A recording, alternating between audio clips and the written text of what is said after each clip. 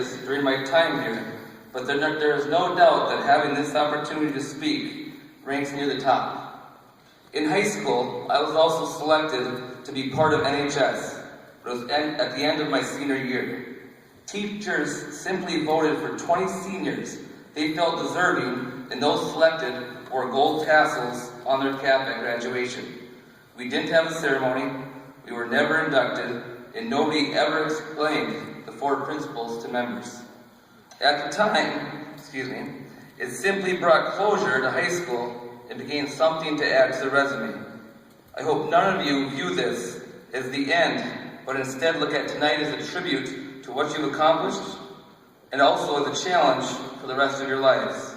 If you challenge yourself to continuously implement the 4 principles of NHS, scholarship, service, leadership, and character consistently in your life, you won't have any regrets.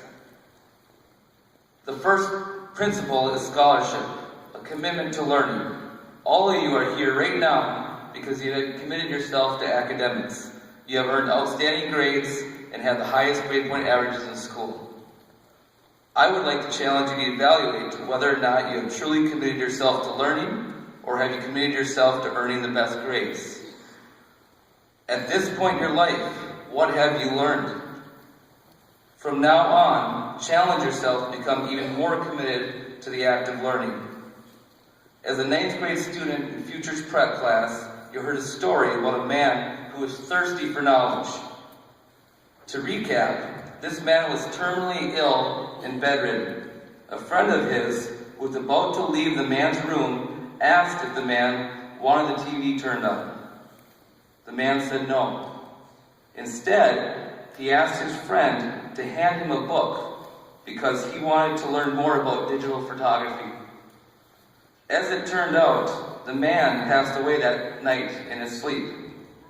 That is an example of scholarship at its best. Continue to push yourself to learn as much as possible, as long as you can. The second pillar is service, the willingness to work for the benefit of those in need without compensation or recognition. As a member of the National Honor Society, a service club, you will be asked to complete a variety of service projects. While you participate in those projects or any others, ask yourself, are you doing this because you have to, or because you want to? I implemented community service hours as part of the lettering requirements for track and field a few years ago, with good intentions. However, I now question if the service truly matches the act. Isn't lettering considered recognition? I challenge you to pursue service opportunities from here on out. Make time for it, take pride in it, and help others. The third principle is leadership. What is leadership? Who are the leaders in our school? What does leadership look like? Many of you have already earned titles that relate to leadership. Captain, president, section leader, etc. If you are fortunate enough to earn one of those titles, you should act like a leader every minute of every day. Leadership should not work like an on-off switch. In my eyes, all of you here are leaders in our school. To be an impactful and effective leader, you need to be consistent in your actions. There is no doubt in my mind that our school would be an even better place if all of you held each other accountable in regards to your leadership every day, all the time. I recently read that leadership is a matter of character before skill. In other words, leadership is about who you are. The final principle, is character.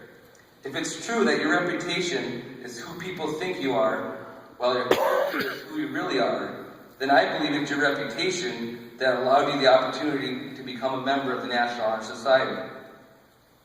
Character, to me, is who you are when nobody is looking. If you focus on further developing your character and making positive choices every day, then your reputation will take care of itself. I'm sure I am preaching to the choir, but ask yourself this: would your actions, behaviors, text messages, and/or your tweets be the same if your parents, teachers, coaches, bosses, and/or advisors were able to consistently see them? Those daily habits and decisions are what will influence your ability to develop your character, for better or for worse. Strive to be a person of high character 24/7. It would be impossible to rank the importance of the 4 principles. They are all interrelated, and the most successful people strive to excel in all 4. Through my research on leadership, I found an interesting quote that combines 3 of the 4 principles. Leaders with character hunger for wisdom. Have fun, enjoy life, but set out to live up to the expectations of the 4 principles every day. To close, I'd like to share my favorite quote by running legend Steve Prefontaine. To give anything less than your best is to sacrifice the gift. All of you have tremendous gifts and abilities, so why not use them every day? One of the most important lessons I've learned in life was to not take anything or anyone for granted. Don't take your gifts for granted by never accepting anything but your best in anything that you do. Congratulations to all of you on being inducted into the National Honor Society. It is an outstanding honor and opportunity. Don't be satisfied with being a member. Be an active member every day. Continue to seek wisdom. Continue to make service an important part of your life. Be a consistent leader and be a person of high character. If the 4 principles become part of your daily habits, you will never have a bad day. Thank you.